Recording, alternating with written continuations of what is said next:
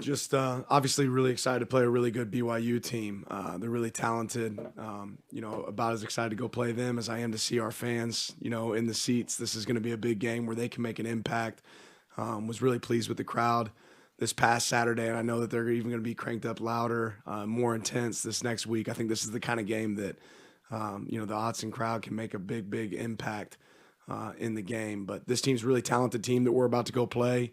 The more I watch their film, the more respect I have for them and the job they do. They play the game with a certain level of physicality and violence. That's fun to see on film, and I know it's going to be a fun game for our players. Home field advantage, starting with Ralph. Obviously, last week, the challenge was kind of flushing a result and moving on to the next week. Is it obviously a different kind of challenge, but similar in a sense, kind of flushing a result, not being too low last week, not being too high this week, and regrouping and getting ready for another opponent? Yeah, for us, it's improvement. It's a plan for improvement. We had things that we had to get better after week one, and regardless of the result, we're really process oriented. And there's a lot of things that we still want to get better at from week two. We want to play for 60 minutes or as long as it takes in this game. And we will be use as many bodies as possible to be able to contribute and help us.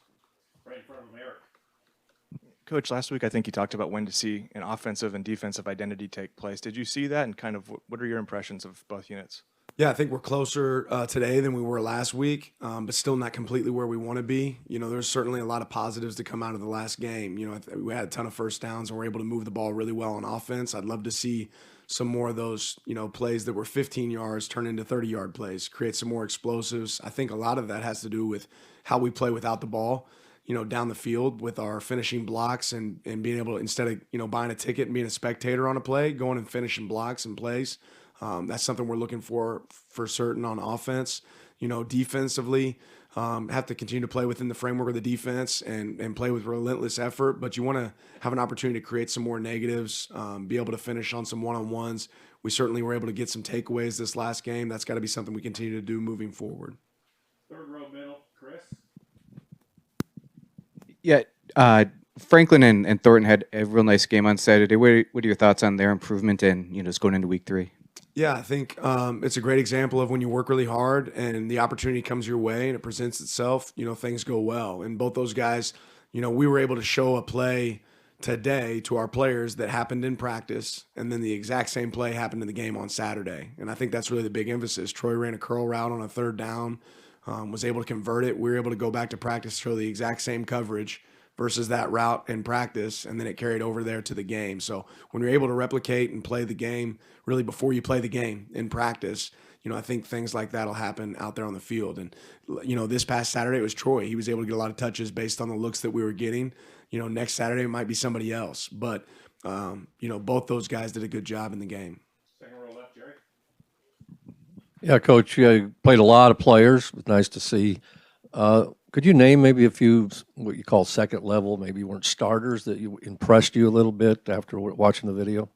Off the top of my head, there isn't one guy necessarily would stick out. We actually, rather than doing what a lot of teams do, going back and naming, the players of the week, we looked at really our look teams, because those are the guys that really helped us win the game. Who was the best look of the week? Some of those guys. And there's certainly a lot of guys that we talked about during the week that did a good job for us, whether it was Van Dyne or Brevard that did a really good job. Even, Byron came over there and gave us some phenomenal runs at times. That's the thing I'll keep leaning on, is some of our best players going over to the other side to give great looks has been really beneficial for us. The same thing can be said for guys defensively. James, front row. Said Saturday you wanted to get the 14 points back then, other than the uncalled OPI that I'm sure you were thrilled about on the first touchdown. What stood out to you? And it looked like on that short possession that they hit you a little bit with 20 and 21 and 22 at times. And looking at BYU, they use a little bit of 20 and 21. Is there any carryover and applicability to that? Yeah, there's certainly some stuff that we can coach off of. I think they did a good job in the game of, this past week. They ran the ball when we weren't in, our best run situation defense on a third down. They did a good job there, and we want to do a better job of recognizing that as players and coaches in that situation. But certainly there's some carryover, some of the 12 personnel sets that we'll get this week from BYU. In the back, Kirk. Dan, I believe that after your post-game press conference wrapped up on Saturday, BYU and Baylor were still playing. Did you go immediately find somewhere to go watch the end of that game live? And if so, what were your impressions? Kind of a wild finish in that one. Yeah, crazy game. I was hoping they'd play 8 or 9 overtimes, wear them out. But obviously that, it's two really good football teams battling out, and it could have gone either way down the stretch. I think good teams find a way to win, and obviously they were able to pull it out. So congrats to them. But yeah, I was able to catch the end of that one. Front left, Matt.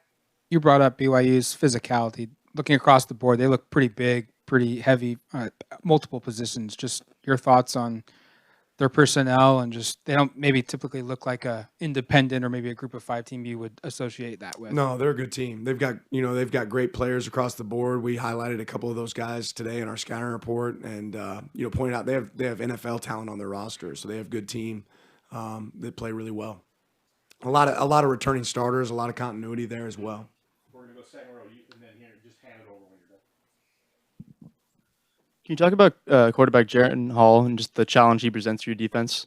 Yeah, one of the things about BYU's offense is over time they've been one of the most explosive offenses as far as getting the ball down the field and distributing the ball down the field. They really stretch the field, right? And Hall does a great job of distributing the ball. He throws a good ball.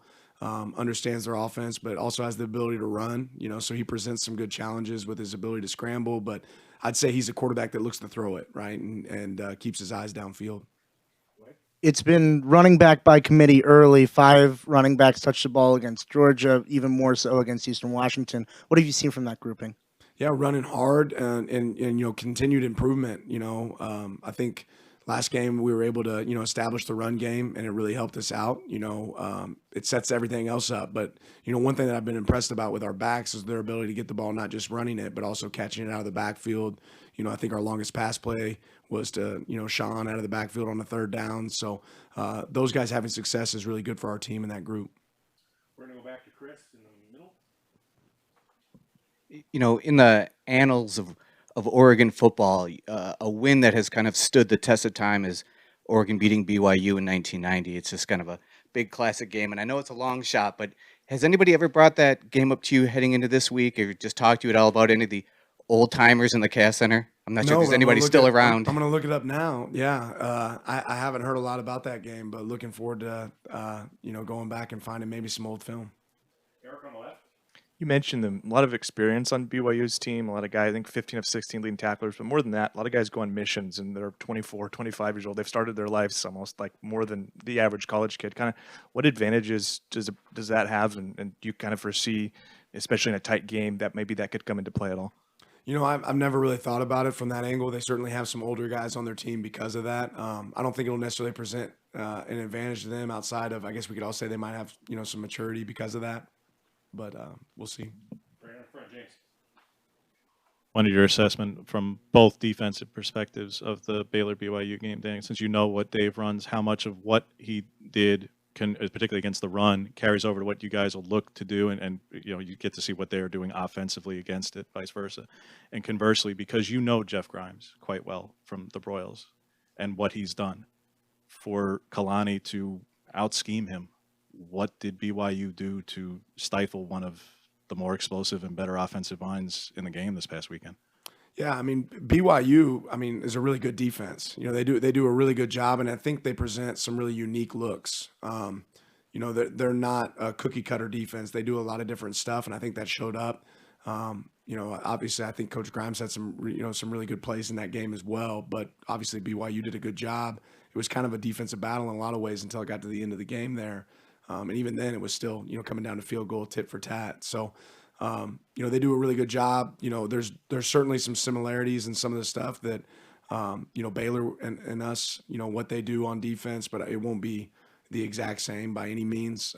They did a good job, though, of controlling, some of the passing game and stopping the run. The back row. Yeah, kind of along those lines, BYU's given up a total of 300 pass yards through 2 games. That's pretty difficult to do. As a defensive guy yourself, what stands out to you about the way that they've been able to defend through the air so far this season?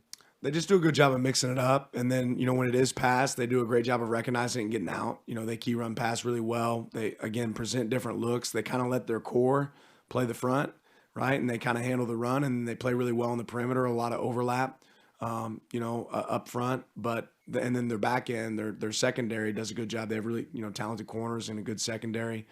Those guys kind of handle the wideouts, and they play off of each other well. Back to Rob. Another position where you got a lot of depth, and it seems like you're finding ways to use it as inside linebacker. What's been the process of kind of identifying strengths and then deploying those guys in different effective ways?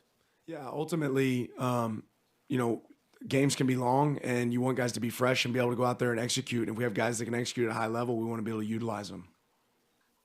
Ready, Matt, in the front. You talked about last week practice needing to be harder than games. Has that carried over today? Has the players shown that importance of urgency of playing harder in practice? Yeah, our guys have did a really good job today. Again, BYU does some stuff that's different, so we had to get some early looks at that, and I think they embraced that. But we went out in there and worked today, similar to what we did last week. Back to James. You mentioned kickoffs for the past couple of weeks. Wanted your thoughts on kind of multi phases of it. One of Camden taking over, having 6 of 10 on touchbacks, and you mentioned the long returns. You've had 2 long returns allowed, but also 3 that were closer to average.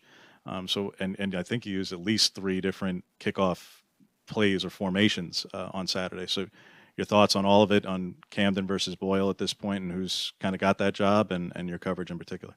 Yeah, Boyle was actually a little bit dinged up going in to the game, and Camden did a good job filling in. That being said, I know Camden would like to have a couple of those back. We need cleaner kick locations. Obviously a touchback's always great, but when you don't put the ball where you plan on it going, right, and then you have a coverage unit kind of set to go a certain direction, and that ball doesn't end up there, and then you don't cover and keep your lanes the way you're supposed to, then big returns can happen. And we have to be consistent, more consistent as a whole. The one thing about special teams, it's about one play focus. You don't get a second down to fix what just happened on first down. You go back and look at the score that we gave up early there. That was a really long return with a penalty tagged on top of it. Now you end up in plus territory, and that can't happen. So we have to get better there. We have to do a better job. It's good to have multiple guys that can go out there and kick for us. But as a unit, I know we want to be better there than we've been. Middle left, Eric. Ryan didn't play last Saturday. I wonder if there's an update. And then Seven was in quite a bit of pain, but like he was in decent spirits on the sideline. Just wonder if there was an update there. Yeah, I think both. Ryan's one that we probably could have pushed to get out there, but I think it was a good opportunity for us to give some experience to some other guys that we wanted to be able to see. Very hopeful that he'll be back and able to help us this week. And then Seven, I think same thing, knowing we have some other guys that can help us there, but Seven will be ready to go. Middle right, Jared. With Ryan being out, obviously Jackson and Marcus got a lot of snaps. What did you kind of see from them taking advantage of that chance? Yeah, they both, they're both smart players, and they play with a level of aggression. Jackson at times, he's a bull in a china shop. I think he would tell you the same thing. I love his passion and his energy for football. He loves the game. He loves playing ball. And you see that show up on film. I think there's a couple plays that both those guys would like to have back, whether it be, our counter plays and opportunities to kick the defensive ends properly. Those guys did a good job playing against us on some of those counter looks. We had an illegal man downfield, a couple times on looks. We got to be aware of the call so we don't do that. But overall, impressed with their effort. Want to see them both, continue to clean up the technical piece of the game. James. You're obviously quite familiar with Kenny's offense, both from what you guys were running at Memphis while you were there. You defended Gus's version. One of the critiques of Gus's was that he never fully utilized tight ends. And Mike obviously has done it more. Chad Morris has done it more. Hugh's done it more. Kenny might be at a pace right now to do it even more than any of them. How much of this is by design, by what he wants to do, and by the fact that you've got a tight end room with 4 guys who you feel like you can trot out there and play at any given play? Yeah, I think an offense is a lot harder to defend whenever they're able to lean on every piece of their, of their system and every one of their players' strengths. And the fact that we have tight ends that can play at a high level, we want to make sure we're able to utilize them. We want to do the same thing with our wideouts, with our running backs, with everybody, because if you become, a team that's good at one thing, then that's one thing that you can take away. And the fact that we have a good tight end room, hopefully that creates more opportunities for our wideouts, creates some more opportunities for our backs and everyone else. On the left, Matt.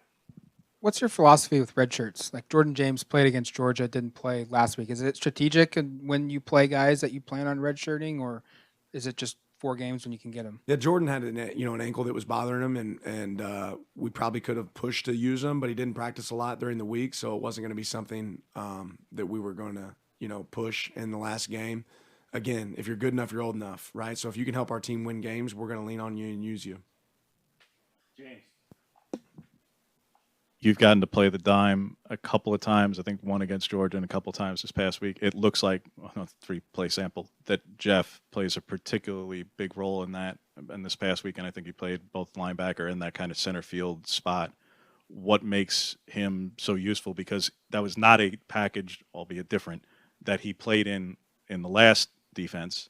Why is it that he is able to offer such a multiplicity for you guys? Yeah, Jeff's a versatile player. You know, obviously coming here as a safety and then growing kind of and moving into the linebacker position, I think he provides the ability to cover. And he has some, you know, obviously some speed that translates to the game and allows us to use him in a couple different ways on third down. Middle left, Eric. I don't think we've asked you about Kilo Hana basically since he arrived. Can you maybe give us a little background on how he came here and that decision, and then his performance on Saturday, that touchdown in particular? I think people were That was a pretty great impressed. run, wasn't it? You know, we have a couple of our coaches that have come from the Hawaii staff, so they were familiar with Kilo, and he just comes out there and works every single day. And to see him have a couple of those runs that he had in the game the other day, I don't think was a surprise to any of us coaches or any of the players on the team, because he works like that every day in practice. And also had a big play on kickoff. Continue to look for him to be a guy that can help us and push us over the edge to be successful. You started off talking about the crowd. I just wondered, because you talked last week, you were looking forward to it. When you're on the sideline, when you're coaching the game, and you have so much going on in that regard, like, were you able to get a sense for the atmosphere? You were excited to experience it.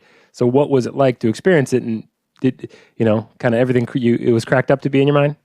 Yeah, I mean, I think this place is really special, and we have really passionate fans, and the fans are what make that thing tick. It's never been a distraction for me, but I think everyone enjoys being in an environment like that, and I think I'm hoping to see it even tenfold this weekend. With the game that we have coming in and the atmosphere that we can create, that can be it's a big piece of our success when we can put some fans in the seats and go create an environment like that. I think it makes it really tough for an opponent.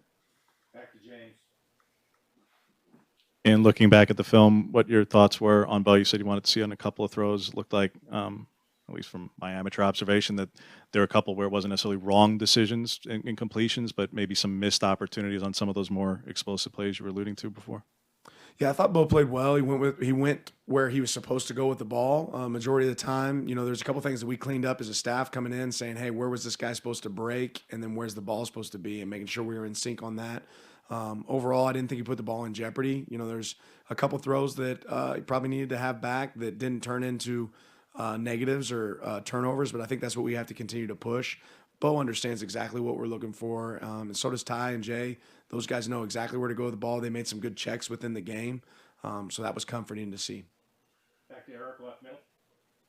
Operationally, I know you said you wanted to go back after the Georgia game and make some assessments on how you use your own time during the game. Did you make any big changes, small changes in terms of how you were involved, maybe specifically with coaching defense? Nothing huge. Just, I think it's for me being, this being the beginning for me in this process, just able to evaluate my time and how I use it in between series before we go out to the next special teams play, make sure that I get anything communicated to either side of the ball in between. But I want to be involved on both sides and really in special teams as well. And to do that, you have to be engaged really in the moment. Front left, Matt.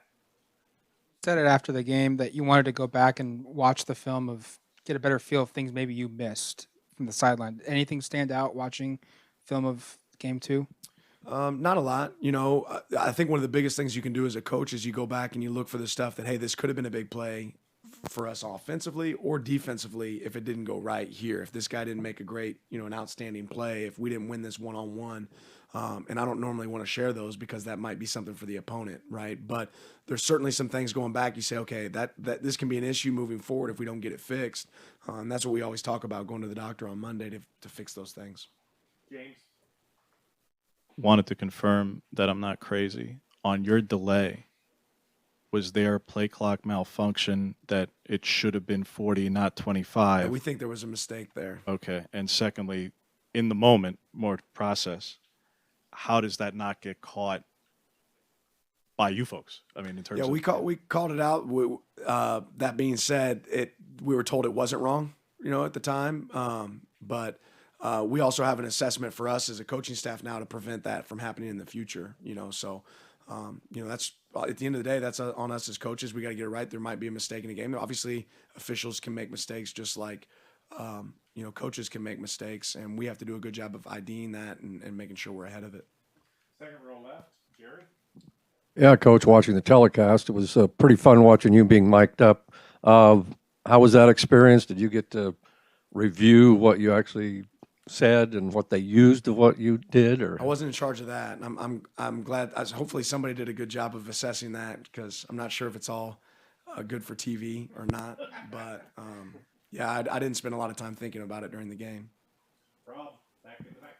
Obviously, you don't want him picking up penalties, but Bryce Betcher being a guy, two-sport kid from Eugene, just impressions on what you've seen from him so far and what his future might be on the gridiron? I think Bryce is.